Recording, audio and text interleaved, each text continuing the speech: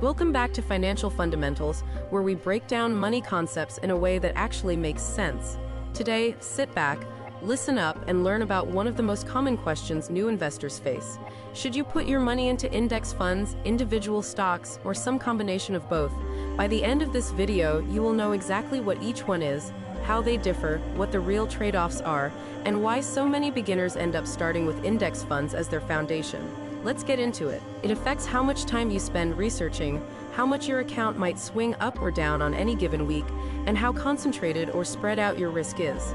Those are not abstract financial concepts. Those are real feelings and real outcomes that touch your life. So understanding the difference between index funds and individual stocks is genuinely useful.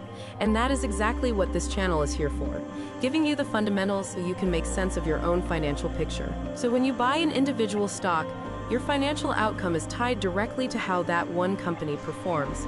One company, one bet. Now, what is an index fund? Let's slow down here because this term has a couple of layers. First, an index. An index is simply a published list of companies chosen to represent a particular slice of the market. For example, one of the most well-known indexes in the United States tracks around 500 large American companies across many different industries.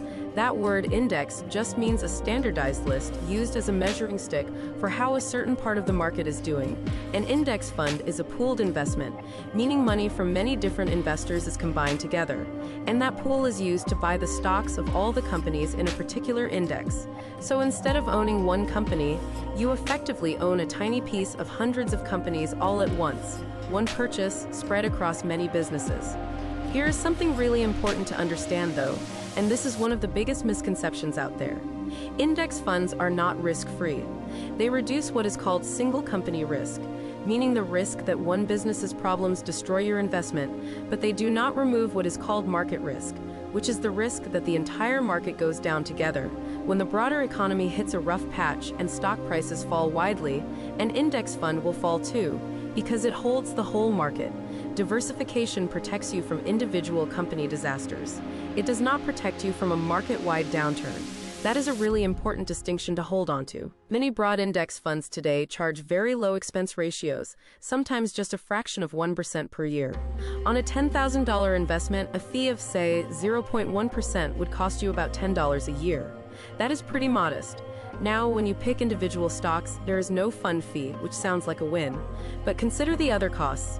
You need to spend time researching companies, reading financial reports, following news, and making judgment calls. Time is a real cost even if it does not show up on a bill. On top of that, if you are buying and selling stocks frequently, you may trigger tax events each time you sell at a gain. In many countries, selling an investment for more than you paid for it is a taxable event, meaning you owe capital gains tax on the profit. The specific rules, rates, and thresholds vary by country and can change year to year, so always check your local current rules on that. The key point is that more trading activity can mean more tax complexity and more opportunities to make costly mistakes. Here is something worth knowing. Decades of research have looked at how professional fund managers, people who get paid full-time to pick stocks, perform compared to simply owning a broad index fund. The findings are fairly consistent.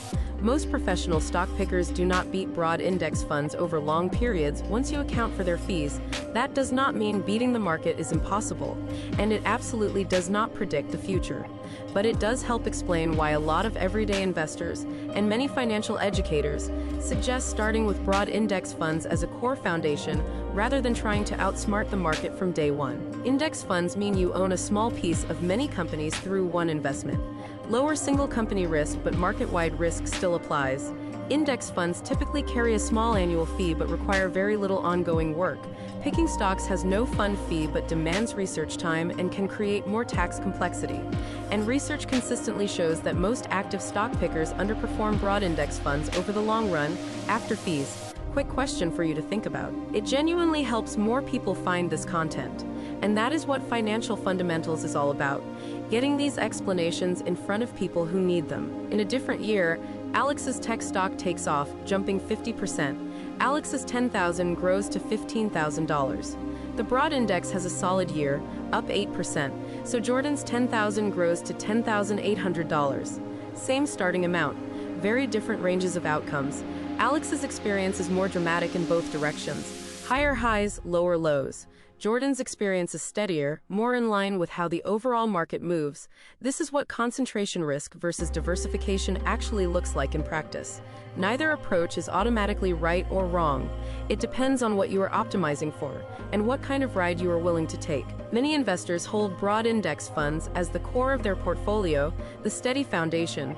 And then, if they genuinely enjoy researching companies and following business news, they might put a smaller portion into individual stocks they understand well.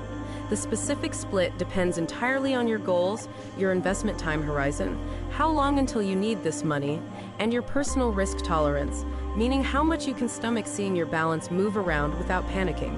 There is no magic formula, but knowing what each tool does and what it costs you in risk, effort, and money puts you in a much better position to decide what makes sense for your life. And if you want to keep building your financial fundamentals, subscribe so you do not miss the next lesson. New explanations come out regularly, all at this same friendly, no hype, let us just understand this level.